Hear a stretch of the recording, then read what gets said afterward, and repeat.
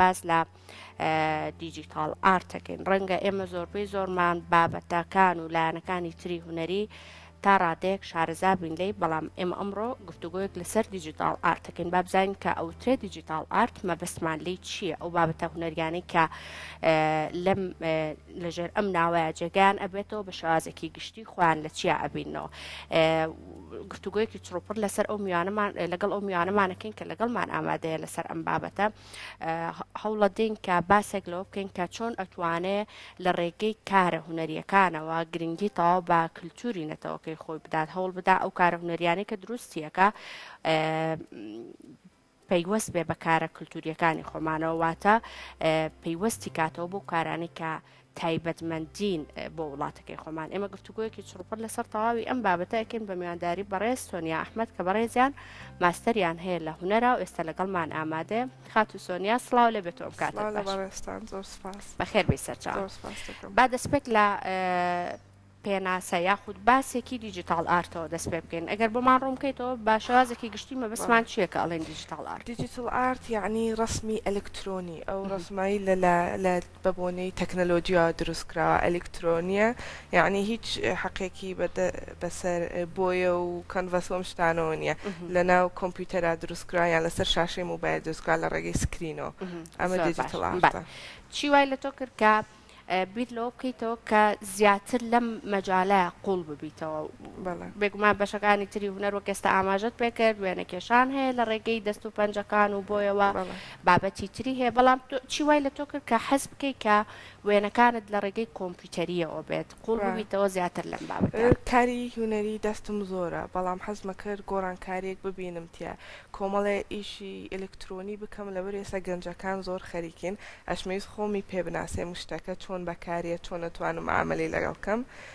هەستان بە دروستکردنی ئیلوستریشن وێنەی یعنی بڵین کارتۆنی و جلی کوردیم لەبەرەکردن یان ڕەمز و سمبولی کوردیم بۆ دائنان وردە وردەواهی زۆر حەزم بە کارەکە کرد واتە دەستپێکی تۆ لەمەوە بوو بە جلی کوردی دەستت بەڵێ بە جلی کوردی و ڕەمزی کوردیەوە دەستم پێکرد هەندێک کەم بوو ئیشی ئیلوستریشن کە کوردی بووە بەڵام ئێستا زۆر بووە گەنجەکان زۆر خەریکین و بۆ زۆر شت بەکاریە لە NFTە بەکاریە ئەم دیجیتال ئارتە یعنی وێنەی ئلکترۆنی ئەوانی کە مامەلی پاری پێوە ئەکرێت لە ئلکترۆنیا و بۆ لۆگۆ بەکارێت بۆ زۆر شت بەکاریە و جۆری مەعاملەکەشی زۆر باشە لە برێ توانی نمونەی لێ بەکاربێنی بەردەوام نمونەی لێ پرێنتکەی تا کۆتایی کۆتایی نیە چەند بێ بەکاری بێنی بۆ مەجالەکەی زۆر فراوانە زۆر فراوانە باشە ئاماژەت بۆ کردوتت سەرەتا خۆم وێنەی زۆرم هەیە چی بوو وای لە تۆ کرد کە لە کاتی ئەم وێنە زۆری کە خۆدەتە وێنەت کێشاوە بە دەست و پەنجەی خۆت چی وای لە تۆ کرد کە ئەم بیرۆکەیە لە لای تۆ دروست بێ کە هەوڵ بدەیت وێنەکانی تۆ ئەم جارە لە ڕێگەی کۆمپیوتەرەوە بێ ئەنی بیرۆکەکە و زۆرتر بۆچی ئەگەڕێتەوە بیرۆکەکە لەوە من ساڵی یەک وێنەی سێمەتری دروست دەکەم بە بۆی زەیتی بەڵام لەو کارەکان بەردەوام ئەو خاتونانی کە هێنە ئێرە ئاوا دەستڕەنگینن یاخود وێنە کێشن لە هوەری وێنە کێشانە شارەزاییان هەیە ئەو پرسیاریان لێکە بەڵام تا قەبارەی وێنەکە گەورەتر بێ بێگومان بەهێزترە گرانتریشە ینی ئەرکەکەی زۆرترە ینی هەموو هونەرمەندێک ئەتوانێت یەکسەر کە دەستی بە وێنەکێشان کرد با وێنێکی زۆر گەورە دەست پێ بکە بێگومان ئەگەر ترسی کانڤەس نەبێت ترسی سەر وەرەقەت نەبێت ترسی سەر بڵێ پەڕەی پاکت نەبێ هەر سایزێک بێت تۆ توانی کاری لەسەرکەی بۆ من بۆیە کارێکی گەورە ئەەکەم ساڵی لە چەند مانگێکە ئەیکەم پلانی بۆ ناکەم کە چی دروست دەکەم وەکو یاداشتێکی لێ بۆ من هەر ڕۆژە و بابەتێکم لایە شتێک بەلامەوە جوان بۆ ئەو ڕۆژە ئەوەی تیا دروست دەکەم یان چیرۆکێکم بیستووە واتە ئەم وێنە سێمەتری کە تۆ لە ساڵێکا ئەیکێشی ئەتوانی بڵێ ئەو یادەوەریانەی نێو ساڵەکەی خۆت ئەخیتە نێو وێنەوە منەوانم زۆر خۆشێ وێنە گەورانە چونکە وێنێکی ڕاستین پلانی بۆ نەکراوە بۆ ئەوە نەکراوە بینەر وا بکەن یعنی وە لە بینەر کەم حەزیان لەبێ بۆ خۆم دروست کراوە هەستی خۆم دەربڕیوە لەسەری هیچ عیلاقێکی بۆ نییە خەڵکی پێسەرسام بکەم بەڵام لە کۆتایە چونکە قەرە باڵغا و کارکتەری زۆری تایە چیرۆکی زۆری تایە جوان دەرەچێ کارەکە باشە واتە پێویستە بە دەفتەرێک یاخود بە ئایپادێک نییە تۆ یادەوەریەکانی خۆت بنووسیتەوە بەردەوام هەوڵ دەی ساڵانە لە ڕێگەی وێنەکانەوە ئەو بابەتانی کە لەو ساڵی تۆ ڕوویدا تۆماری بکەیت. بەڵێ چۆنی ئەم وێنەیەکێکی ئەم وێنە سێمەتری و ئەم هەموو شتەشی تیاجێگە ئەەکەیتەوە، یعنی ئەو بابەتانی کە لە نێو ئەم سێمەترە ئەیکێشی بۆ ئەوی کە ئەو یادەوەریانەی خۆت تۆمارکەی چین زیاتر. من لەسەر مێتەفیزیکس کارەکەم، فەلسەفەی یۆنانیە هینی ئەرستۆڵە. مێتەفیزیکس یعنی دەرەوەی فیزیایی وشەیەکی یۆنانیە. ئەجا ئەم بابەتە یعنی ئیلاقەی بە بوون و نەبوونەوە هەیە، علاقی بە کاتەوەی ئەو شتانی کە ئێمە بە چاو نایان بینین بەڵام بوونیان هەیە هەستیان پێەکەین. کارەکانی زۆربەی کارکتەرەکان ڕەندانەوەی ئەو بابەتێ دەرەوەی فیزیایین لەو حەکانە. باشە گەرمەوە بۆ ئەو پرسیاری وتم بیرۆکەکەت لە چێوە لا دروست بووتمە ساڵی یەک وێنە ئەکێشم چۆنی بیرێ لەوە کردەوە وردەواز لەمە بێنی لەم ساڵ یەک وێنە کێشانە و بڕووی بۆ ئەم دیجیتال ئارت. ویستم بڵێەوە بڵم لە ساڵەکە کە من یەکداناکەم فراغێکی زۆری تیا لە بینەکە حەزمەکە ینی کارێک بکەم ئیلاقی بە لەوحۆ نەبێ بۆی ئەو تاقەی هەمە بۆ ئەو لەوحە گەورەی دانێم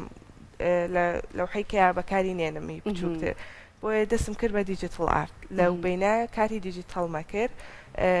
بەڵام کە بینیم خەڵک زۆر حەزیان لەیە ئیشێکە زۆر بەکارێت بەردەوام بووم لەسەری.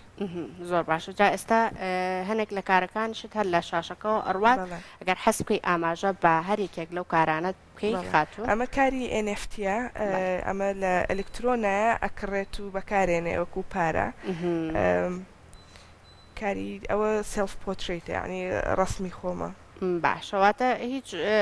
ئاماژەیەک بەخشێت ئەو بابەتێک بەڵام ئەمەیان ئەم وێنەیەیان ئەمە خەریتی کوردستانی گەورەیە لەگەڵ هەر شار و بە چ شتێک بەناوبانگە بۆم دروست کردووە بەڵام ئەمە تەواو نەبوو بە چاوەتی ئەمە دامنا بۆیە خەڵک بیبینێ و هەر کەسە و ئەگەر شارێکم بیرچوو بێ شتێکم بیرچوو بێ شارەکەی خۆیم بۆ بنێرێ لەگەڵ بەڵێ ئەو شتێک کە لە شارەکەیە بەناوبانگە خەڵکێکی زۆر ئاکاریان کردم. زۆر سپاس. و خەڵکێکی زۆرش داوایان کردو بە گەورەی ئەمە پرنت بگرێ بۆیە داینێن لە ماڵەکان. بێگومان ئەمە بیرۆکەیەکی زۆر زۆر جوان ئەگەر باسێکی ئەمەش مامۆکی دواترە گەڕێنەوە سەر ئەو وێنەیە چونکە ئەمە جۆری بەهێزکردنی خانمانی بە تەمەنی کووردە لە ڕێگەی وێنەوە. سەر و سەربەستەکەی ئاماژەیە بۆ ئەو کوردایەتێک ماوە من کاری زۆر لەگەڵ خەڵکی وێست ئەوروپیا ئەەکەم ئەوان زیاتر کارەکانم لێکردن بۆیە حەزەکەم دایمەن لۆگۆی کوردی پێوە بێ بۆیە هەر دیار بێ کە ئەمە ئیشێکی کووردە ئیشی کەسێکی کووردە و هوەرێکی کوردیە. ڕاستە ئەمەشیان خاتوونێکە بەڵێ جلی کوردی لە بەرایە ئەمە سرکەی پێڵەن وابزانم زۆر بەکارێنم لە کارەکانە ڕەمزێکی کوردانەیە جوانترین ڕەمزە بەلای منەوە بۆیە لە هەموو کارێکمە ئەگە کراسی تیاوێ سرکەی وە. بێگومان کارەکان زۆر جوانن ئەمەش کارێکی تریانە بەڵێ ئەمە بۆ دەستپێکی بەهارە بە خێرهاتنی وەرزی بەهارەکەین بەو ڕەمزانەی کە یعنی باس لە سمبولی بەهارەکە سەیرانکردن جلی کوردی پیکابوو پشتەکەی عشێتیاوێ ئەوانە ڕەمزی بەهارن. جا خاتوون بابگەڕێنەوە سەر ئەو وێنەی کە باست کرد و وێنەکە گەورەیە سەررجەم ناوچەکانی کوردستانی تایە هەر شارێکیش بەچی بەناوبانگە لەسەر وێنەکە وێنت کێشاوە ئەمە تقریبان ئەچێتە ستایلی ئەو وێنە سێمەترێشی کە ئاماژەت پێکرد ئەمە زۆر جیاوازەوە چونکە ئەوە مەتریێڵتیا بەکار هاتووە ئەمانە هەمووی دیجیتەڵن فلاتن کارەکان وایە بە گەورەی پرێنتەکرێ بەڵام ئیشی دیجیتال مەبەستم ئەوە بکەوتت ئەمەش زۆر بابەتی لە خۆگرتو زۆر شتی کۆ کردێتەوە لە وێنەیەەکە ئاماژەت بۆ کردوتە وێنە سێمەتریەکانیش کۆمەڵێک بابەت لە خۆ ئەگرێت لە ناوەڕۆکەکەیەوە مەبەستم ئەمانە زیاتر بۆ بینەرە دروستیانەکەم حەزەکەم بینەر چێژی لێ وەربگرێ یعنی بە تەنها بۆ خۆم نییە زۆر حەزەکەم شتێک بکەم کە بینەر بەلایە جوان بێت شتەکە نەبوو بێت پێشتر یعنی کەسێک بۆ لۆگۆیەکی کوردی بکەڕ یان شعرێکی کوردی هەیە ئێوە ڕسمێکی لەگەڵا ڕێخا زۆر جاریان لە پێیجەکەی من ڕسمێ بەکارێنن من پێم وتن هەر کەس بێ کارەکانم بەکارێنە زۆر ئازادە تر بۆ لۆگۆ بێ بۆ هۆنراوەکانیان بێت بەڵێ زۆر باشە لە نێو وێنەکان تا ئاژەڵەکانیش بەدی ئەکرێت کە وێنەت کێشاوە ئەمان چمانایەکە بەخشیانی پامە بۆ کەوم دروست کردووە کەوی کوردیە کە بۆ ڕسمەکەی گەڕام هیچ ڕسمێکی دیجیتاڵم نەبینی لەسەر بۆ کەو دروست کرابێت ڕسمێکی وای نەبووم بۆیە حەزم کرد کەو دروستکەم بۆیە بەرداوامی تر بەکاری وێنین دوای کە دروستم کرد کۆمپانیای نامۆسۆکس ئەی گۆرەوی بەرهەمێنن هی کوردی ڕسمی کوردەواری پێ ئەوان توانیان سوود لە وێنەکە وەربگرن سە گۆرەوی هەیە بە ڕسمی کەوی کوردیەوە ئەمەش بیرۆکەیەکی زۆر جوانە باش کارەکانە بە تەواوی کارەکانە هەوڵەداوە لە شوێنێکە وەکو پێشانگایەک یعنی نیشانی بدەی ئەرزی بکەی بۆ ئەوەی کە هونەرمەندانی تر سەردانی بکەن ڕەنگە هەنێجار بیرۆکە ئاڵوگۆڕکردن لە نێو هونەرمەندانە بەتایبەت ئەوانەی کە ئەزمونێکی زیاتریان هەیە بیرۆکەیەکی تازەتر بۆ تۆ بهێنێتە بەرهەم هەوڵەداوە کارەکان نمایش بکەیت یاخود جارێ هێشتا لە پێشانگای بەشداریت نەکرد جارێ هەر لە ڕێگەی تەکنەلۆژیا و سۆشیال میدیاوە من کارەکانم پەخش کردووە تەنها کاری دیجیتەڵەکان هەر مارەزێکم کردبێتەوە بۆ ئیشی دەستەکان بۆ زیاتر وێنەکانی بەدەست لەسەر لەوحە دروستکراون بەڵام ئەم کارانە کە ئەبینم بینەرێکی زۆری هەیە ئێستا ئەمەی کۆیان کەم و بتوانم مارەزێک بکەمەوە کە خەڵک بێت چێژی لێ بینێ ئەو شتانەی کە لە کوردەواریان نەبووە یان وێنەکەی نەبووە بە ئەفلان کارتۆنی بێن لەوێ بیبینن باشە لە نێوان کارەکانی کە بە دەست و پەنجەی خۆت ئەتکێشا و ئەم کارانەش کە لە ڕێگەی ئەلکترۆنیاتەوەیە کامیان زیاتر خواستی لەسەر بوو لەلایەن خەڵکیەوە کارەکانی بەدەستی کەم تایبەتن و کەسانی ئەیانەوێ زۆر تایبەتن کەسانن کە لە هوەران ئارت دیلەرن ئەوانی کە ئەیانەوێ کاری دیجیتەڵەکان گەنجانن کەسانن کە چێژ لە هوەرە بینن لە جوانێکی نەک لە معناکە و لە قوڵای هوەر حەزیان لە شتێکی سادەترە هەردووکی وەکو یەک خۆشەویستە بۆ تۆ یاخود بەرنامە تا هەیە گرنگی بە کامیان زیاتر بە یا ئەتەوە هیچ کامێکیان فەرامۆش نەکەی وەکو یەک گرنگیان ئەمە باڵانسیان کەم بۆ چکە بۆ من هەردووکی زۆر جوانە هەردووکی چێژی تایبەتی خۆی هەیە ئامان جمە لەسەر هەردووکی بەردەوام بم بەڵام هەردووکی لە هەردووکیان ڕەمزی کوردی بەردەوامی بەکاربێنم ئەو گرنگێکی زۆری هەیە یەکێکە لە تایبەتمەندیە جوانەکانی کارەکەی تۆش من پێشنیارت بۆ بکەم کە پێشنگایك ئەگەر کردەوە بە هەردوو کارەکە بەشداربی ئەم کارە کۆنەکانت کە ئاماژەت پێکرد کە بە دەست و پەنجەی خۆت کێشاوتە و ئەمانش کە لە ڕێگەی ئەلکترۆنیاتەوە لە داهاتوە حەزەکەی زیاتر کار لەسەر چی بکەی یعنی بیرۆکەکانی تۆکە دادناوە بۆ ئەوەی کە داهاتوو کارەکانتی پێ دەوڵەمەندتر بکەی زیاتر چین ئەو بیرۆکانە پێم خۆشە جلی کوردی زۆر زۆر زیاتر بەکاربێنم لە کارەکانمە بەڵێ ڕەمزی کوردی ڕەمزی چی ئەفسانەی کوردی فەلسەفەی کوردی لەسەر شامەران لەسەر کۆمەڵشتیکە کە من هات لەم سەفەرێک هاتوومە تۆ زانیومە کورد چەند ئەفسانی جوانی هەیە تەنها فەلسەفەی وێنانەکان نییە کە من دوایانکەوە باش لە ڕێگەی چیەوە هەموو ئەفسانە جوانە یاخود ئەو بابەتانی کە هەموو بابەتی جوان و پەیوەندی بە کولتور و نەریتی کوردەواری خۆمانەوە هەیە زۆرتر لە ڕێگەی کێوە ئەتوانی ئەم بابەتانە بەدەست بڵێ پێشتر من لە ئینتەرنێت سێرمە کرد بەڵام زانێریکی وانە بوو ئەم سەفەرم کۆمەڵێک وێنەکێش و ڕەسامی زۆر باشم ناسی کاک ڕۆستە ماغالە ئەو یەکێکە لەوانە ئەو زۆر بە قوڵی باسی شامەرانی بۆ کردم کە منیش زانیارێکم لەسەری نەبوو ئەو ڕەمزە کوردیە و ئەفسانە کوردیە جوانە کە ئێمە هەمانە ئەوە وای لێ کردم یعنی بتوانم کۆمەڵە زانیارێک کۆکەمەوە لەمە دووە لە کارەکانەوە بەکاری بێنم بۆی تەنها یەک ڕەمز نەبێ سرکەی بەکاربێنم ئەمە چەنا ڕەمزی کوردی بەکاربێنم لە کارەکانمە زۆر باشە دەستەکانە خۆش بێت ئەگەر دواوتەی خۆت پێشکەش بە ئێمە بەبینەران بکەی بە تایبەتر بۆ گەنجەکانی ئێمە چونکە ئەمە ئێستا جێگەی دڵخۆشیێکی زۆرە خاتونێکی گەنجی وەک تۆ لێرە ئامادێ و گرنگیکی تەواو بە ناوەڕۆکی کوردەواری کولتوری کوردیەدا وتەی تۆ چییە بۆ گەنجەکانی ترمان بە تایبەتر هەر یەک لەوانەیە کە کارێکی تایبەتی خۆیان هەیە لا نەدەن لا ڕێڕەوە کوردەواریەکەی خۆمان بەڵکو هۆڵ بدەن ئەگەر بە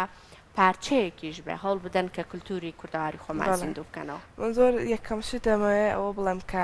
تۆ پێویست ناکا بزانی چۆن ڕسم بکەی یان چۆن شتێک بکەی بۆیە ببی بە هونەرمەند تۆ فکرت چۆنە چۆن بیرەکەیتەوە ئەوە تۆ ئەکا بە هونەرمەند بۆیە هەر بیرۆکەیەکت هەیە مەڵێ من ناتوانم دروستی کەم دروستی کە گرنگ دەرچوونی کارەکە نیە گرنگ کۆنسپتەکەیەتی بیرکردنەوەی کارەکە بیرکردنەوە لە پشتی کارەکە و چیرۆکی کارەکەیە ئەوە کارەکە دروستەکە بۆیە هەر کەسێک یعنی بیری جوانی هەیە کۆمەڵێک شتی هەیە ئێوە دروستی کا بەزەڵێ نازانم دەست باتە ئیشی دیجیتال بۆیە کاری دەست بێت دروستی کات و گرنگ مانای کارەکەیەتی نەکەوەی کە کارەکەی چۆن دەرچووە و ڕەمزی کوردیش بەردەوام بەکاربێنن چونکە ئەمە ئلکترۆنیە کارەکان زیاتر بڵاوە بنەوە بە وڵاتانی کەیە بۆی بمان ناسن و ببێ بە ڕەمزێکی خۆمان بەدڵنیایی ئەو زۆر گرنگە دەستەکان زۆر سپاس دەکەم. هاتونگیان ومێ دەکەم کە سەرکەوتوتر بیت ئیشەڵا ئەگەر جارێکی تر بانگهێشتی ئێرەمان کردیتەوە پێشنگایەکی تایبەت بەکارە دیجیتاڵیەکانیش کردبێتەوە ئەم جاریان گفتوگۆ لەسەر و بابەتە بکەین. سپاس بۆ ئامادەبوونە.